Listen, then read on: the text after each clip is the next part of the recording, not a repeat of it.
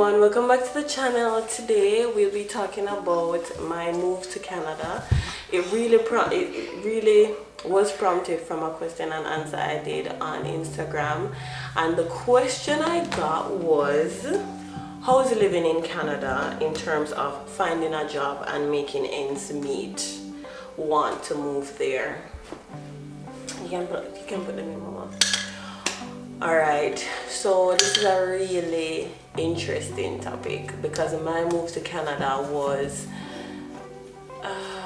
alright, so let me start from the beginning. Alright,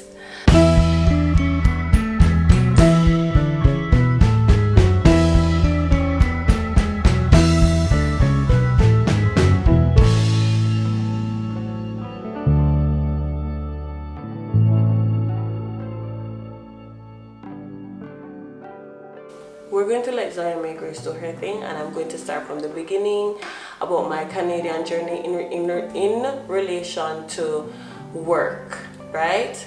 So I'm in Canada now, so that's where we're starting. So when I was moving here, and I told a few people, that I was moving here, the first thing is that everybody knows somebody. Yeah, man, I know somebody who can get you this job. I know somebody who owns this place. But you see, when the time comes for them to come through, nobody does, right? So, like, once you're moving, once you make that big decision to migrate, to move from everywhere you know, everywhere you love, move from the persons who you know, the persons who you love and trust and all of that thing, you have to know that you're in this alone. This is really up to you to make things work. It is really your initiative to actually do it. You cannot rely on people. They're going to disappoint you. Prepare yourself to be disappointed. If you aren't disappointed, then at least you prepared yourself for the worst and the best came through. There are some persons who came through, but there are some persons who will come through for you, but at the end of the day, it's best going into this knowing that you are alone. Your success is entirely up to you. So rewind to when I migrated to Canada. So the first thing, good job. The first thing, go for the rest.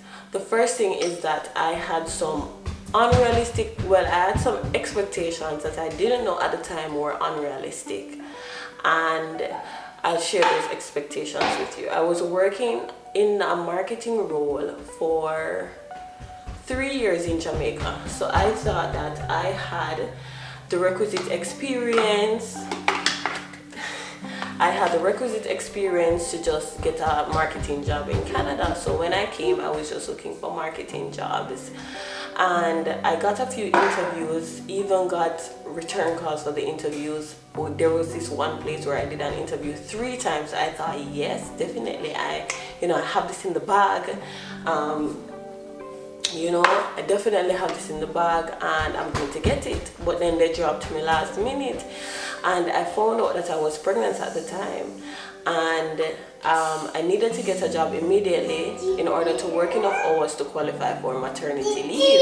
So all the marketing jobs weren't coming through, and the thing about it is, what I realized about Canada is that while you have experience and you have education, if you don't have Canadian experience and Canadian education, in most cases, it doesn't count. There are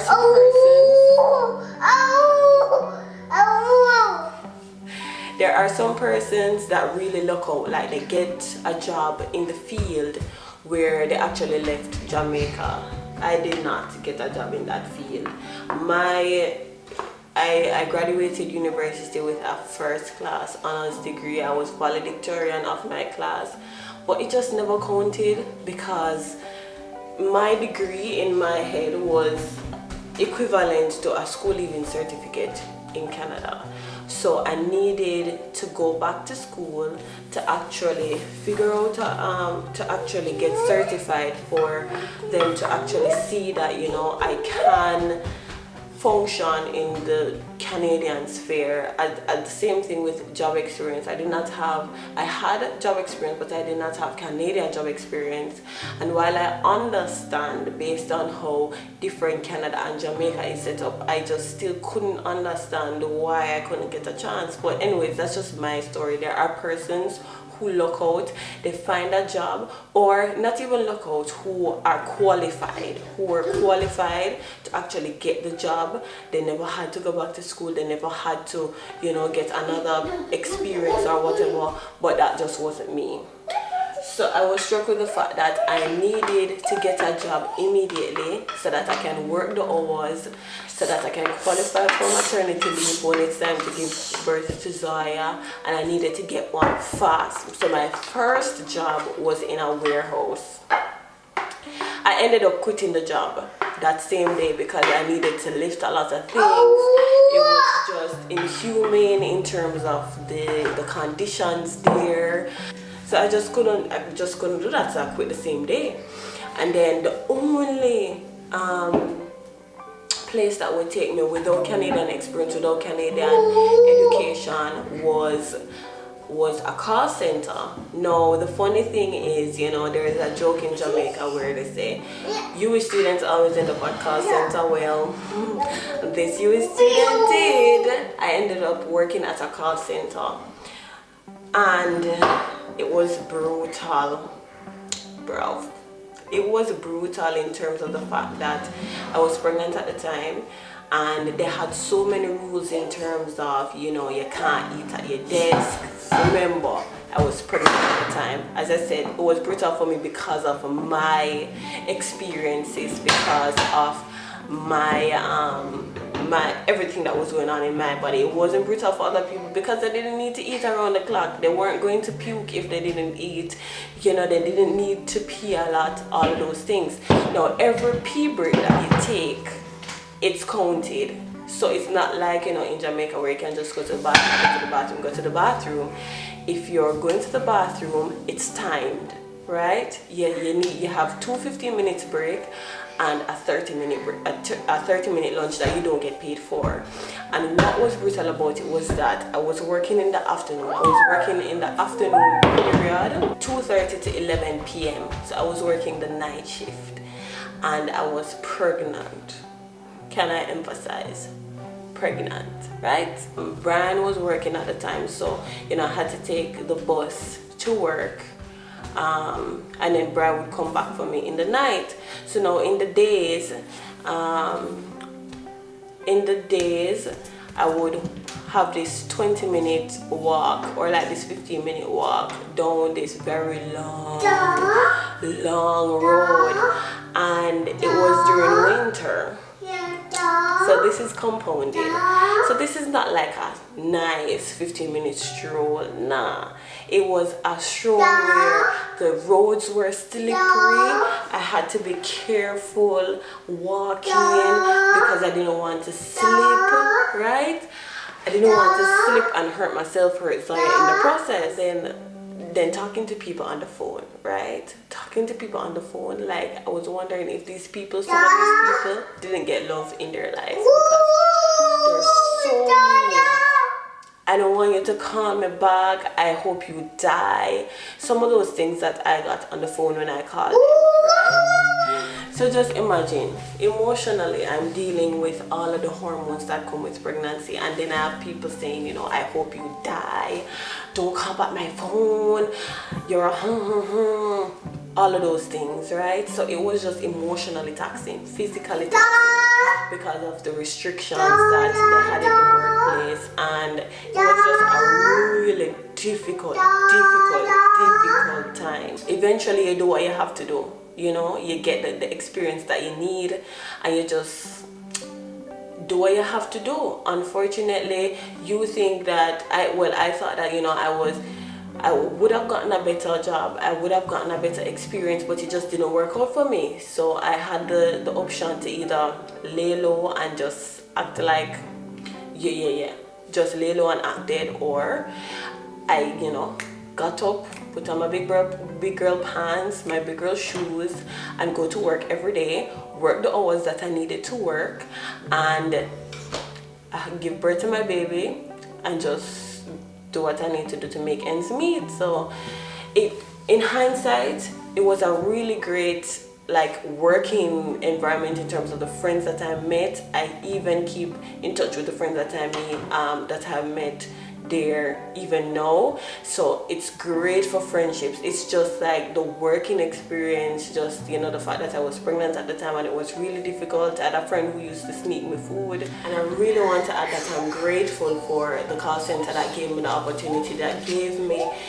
the opportunity to really get Canadian experience, make something of myself. There are so many doors that were open because of that call center, and I am today forever grateful for the fact that the interviewer looked at me, saw potential in me, and gave me a chance, right? So grateful that I had. So, and I really love my friends who are there.